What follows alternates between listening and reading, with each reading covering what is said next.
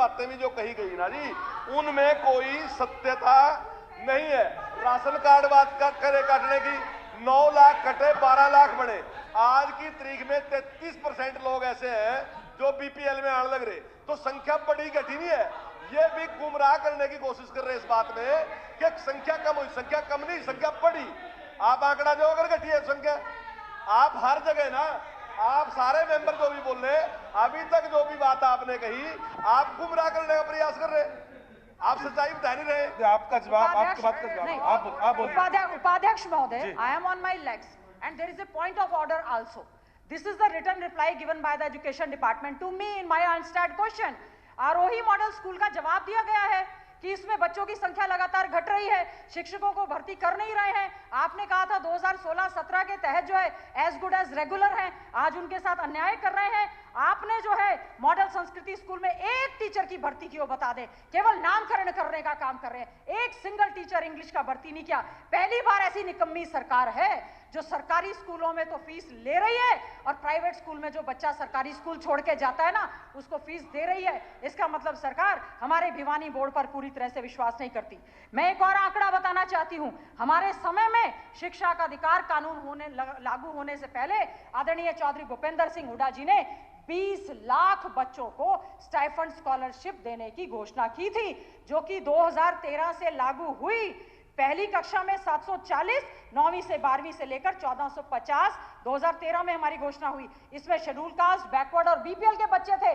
आज 10 वर्ष के बाद आपने 1 रुपया भी उस स्टाइफंड स्कॉलरशिप और इंसेंटिव में बढ़ाने का काम नहीं किया, जबकि हमने उसमें जो है बच्चों को पैसा देने का काम किया था। आप बता दें, मैं पूछना चाहती हूँ, पोस्ट मैट्रिक स्कॉलरशिप, ये वो सब आंकड़े हैं, आंकड़े हैं जो आपने दिए हैं। पोस्ट मैट्रिक स्कॉलरशिप शेड्यूल कास्टों को जो दी जाती थी, मंत्री जी एक मिनट, नहीं कोई बात नहीं, आपकी बात करें, एक मिनट सरकार का निकाला जाए। हाँ जी, ये एक मिनट क्यों?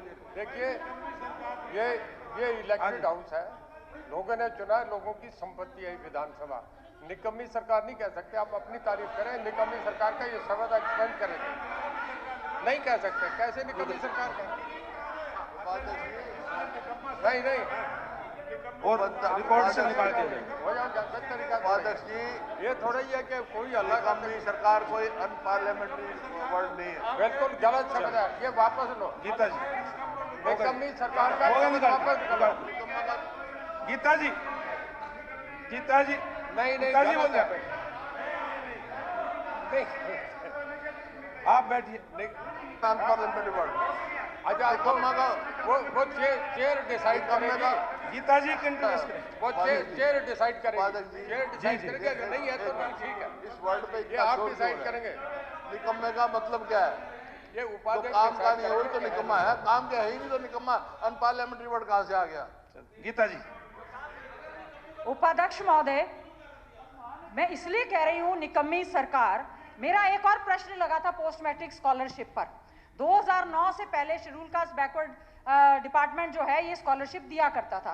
अब उसके बाद से कर दिया कि एजुकेशन डिपार्टमेंट अलग देगा, टेक्निकल अलग देगा, मेडिकल एजुकेशन, ठीक है, कर दिया।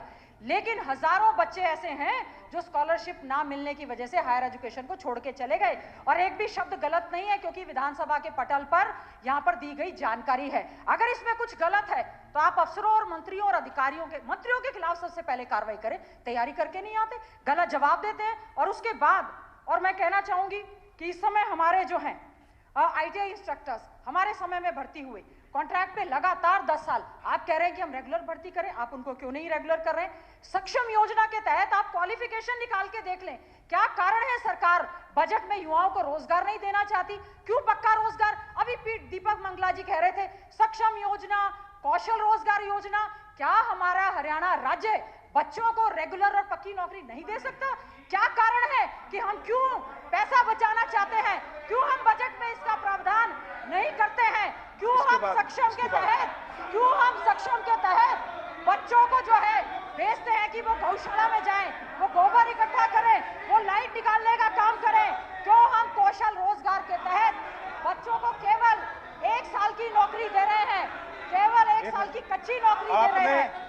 आपने उनका नाम लेकर कहा, इसलिए तो क्या हुआ? मैं तो मुख्यमंत्री जी का नाम ले रही हूँ। नहीं, दीपक जी का, मुख्यमंत्री जी का भी मंगला जी का ले नाम रही क्या?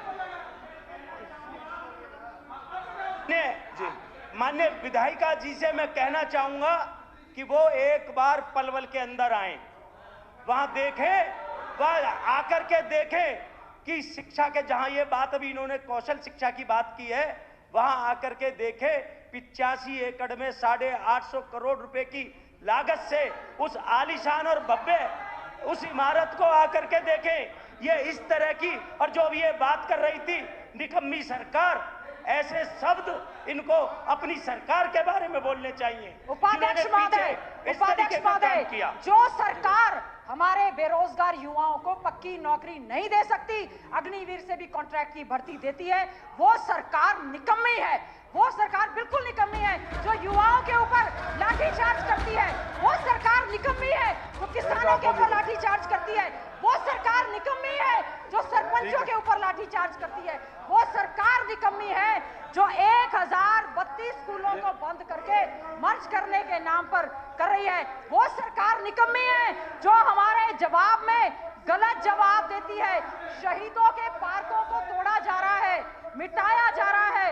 उपाध्यक्ष महोदय, एक तो इसकी आवाज करें, नहीं कम है, कम कर रखी है। उपाध्यक्ष महोदय, जो हरियाणा बेरोजगारी में नंबर 1 है, जो हरियाणा क्राइम में नंबर 1 है, जो हरियाणा बहन बेटियों को छेड़ने के आंकड़ों में नंबर 1 है। बैठ जाओ। उपाध्यक्ष महोदय,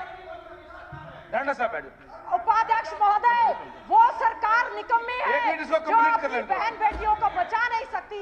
वो सरकार निकम्मी है जो बेटी बचाओ का नारा देती है। वो सरकार निकम्मी है जो नहीं मैं बोल रही हूँ।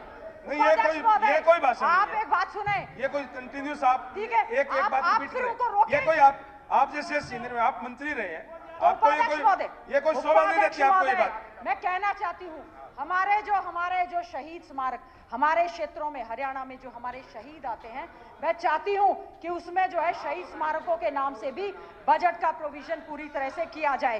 एक और डिजास्टर मैनेजमेंट की और सबसे पहले जो ओलावृष्टि की वजह से जो भारी नुकसान हुआ है, हमारे पास कितने पत्र हैं। हमारे क्षेत्र में जो पिछली फसल के दौरान खराबा हुआ था उसका मुआवजा नहीं मिला। कल कई गांव में हम लोग अकेड़ी, मदनपुर, लडाएं, नौगावा, सालावास हम गए हैं। वहां पर हमने कहा कि अफसर जाएं और उसको देखभाल करें ताकि उनको सही ढंग पर जो है उनको मुआवजा मिल सके। एक और उपाध्यक्ष महोदय मैं कहना चाहती हूँ, मैं समझती हूँ इसमें पूरे सदन की सहमति समय का ध्यान रखें, बाकी मेंबर्स का जाएगा तो इसमें आप बाकी मेंबर्स का नहीं मिलेगा। होनी चाहिए कि जो अधिकार हमारा यूटी कैडर पर है, पंजाब और हरियाणा का जो 20% का था उसमें हमें 15% कर दिया है।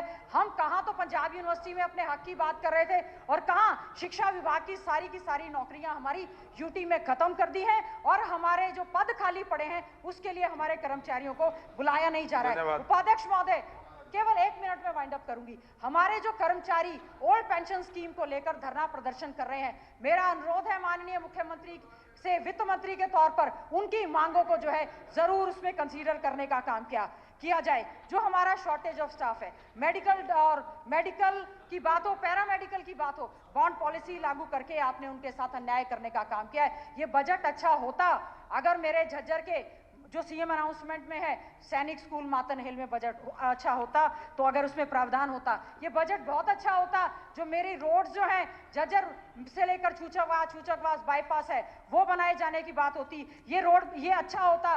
जो मेरे विधानसभा क्षेत्र में जल भराव हुआ जिससे फसलें खराब हुई और मुआवजा नहीं बटा, मैं धन्यवाद करूंगी। अगर सबका साथ, सबका विकास और सबका विश्वास जीतना है तो झज्जर विधानसभा क्षेत्र और हमारे क्षेत्रों के साथ आपको भेदभाव बंद करना पड़ेगा। बहुत बहुत धन्यवाद।